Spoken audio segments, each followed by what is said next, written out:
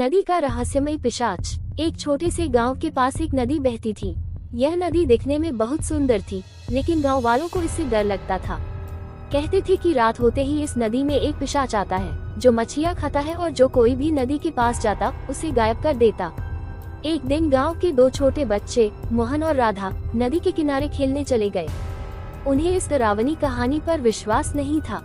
खेलते खेलते शाम हो गई और अचानक नदी से अजीब सी आवाजें आने लगी। दोनों डर गए, पर वे घर नहीं गए। तभी उन्हें नदी के पानी में कुछ हलचल महसूस हुई। अचानक पानी से एक डरावनी आकृति निकली, जिसके लंबे नाखून थे और लाल चमकती आंखें थी। वह पिशाच था। उसने दोनों बच्चों को देखा और उनकी ओर बढ़ने लगा।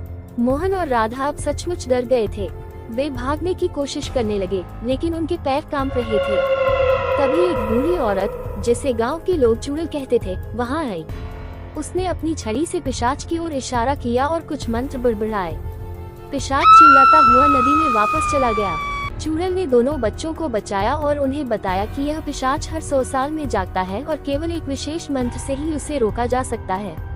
उस दिन के बाद गांव के लोग चुड़ैल का सम्मान करने लगे और बच्चों ने कभी फिर नदी के पास जाने की हिम्मत नहीं की।